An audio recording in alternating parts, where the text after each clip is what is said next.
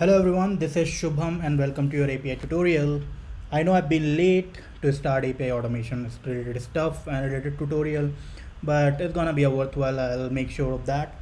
So last lecture, if you remember what we have discussed Newman, how to run our Postman collections on terminal using term on prompt, and other things like we have already discussed API documentation, multiple status codes, running Postman collection, testing our APIs using Postman.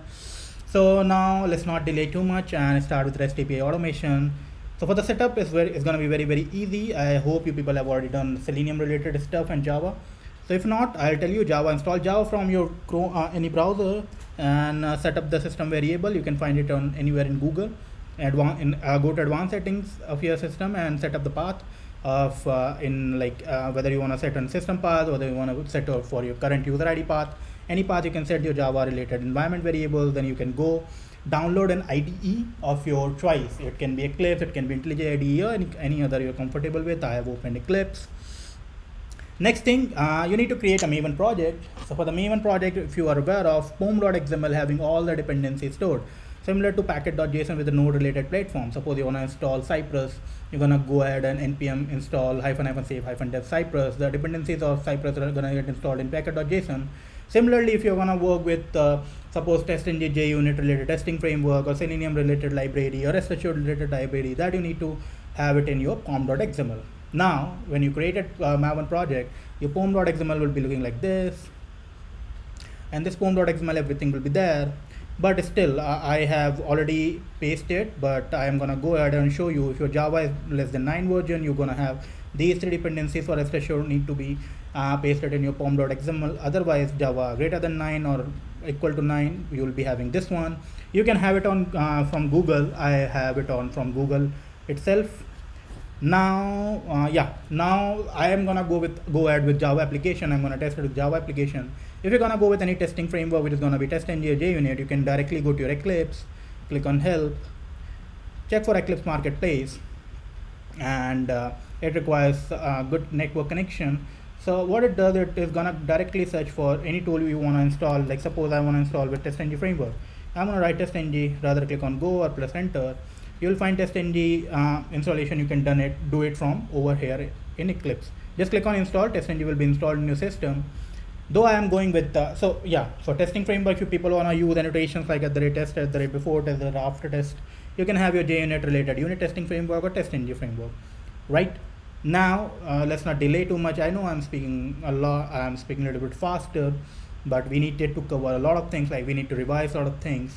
Now, when installation setup has been done, so right, Eclipse, everything has been done. Now we're gonna go ahead and create a project. So I already created a project. You're gonna go to, and then I've created a package, as I am sure like you people have already done related to created project in Selenium, or like you're just gonna go over here. You're gonna create Maven project, select Maven, and Maven project, click on next, select any artifact you want to select for any artifact kind of you want to select. Create a Maven project, your pom.xml will be generated, and then you can create a package inside source.test.java.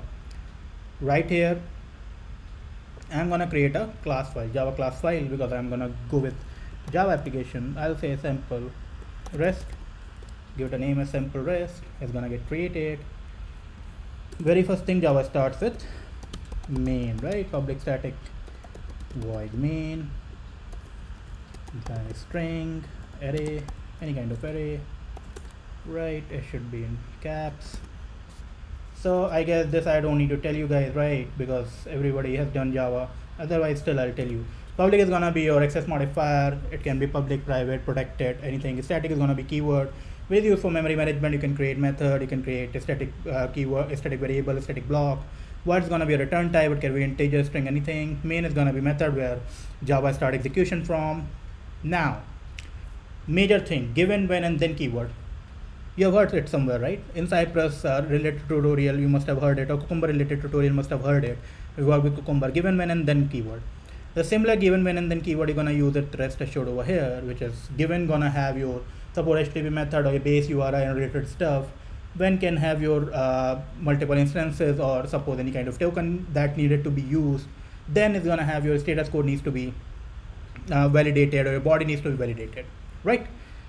Let's write our Now we need a mock API. So for mock API, what I'm gonna use, again, reqres.in, click on request, take the endpoint, copy the endpoint, go back. What status code it is expecting? It is expecting 200. I will make sure that it is gonna bring you 200, and it is expecting this response body. I'll print it that as well for on console for your reference. So given is currently giving error. Let's import our rest assured library, which we have not done yet. We're gonna write computing proposals. That means giving us suggestions. Again, it's gonna have dot rest assured start column, given will be giving you no error. Now get, because HTTP method is get, right? If you have seen over here, it says get request. Gonna go over there, pass your URI inside this or endpoint inside this. Now when is not there because we don't need any instance, any kind of token, right? Directly gonna jump onto then what? Then I wanna assert, suppose I wanna assert a status code.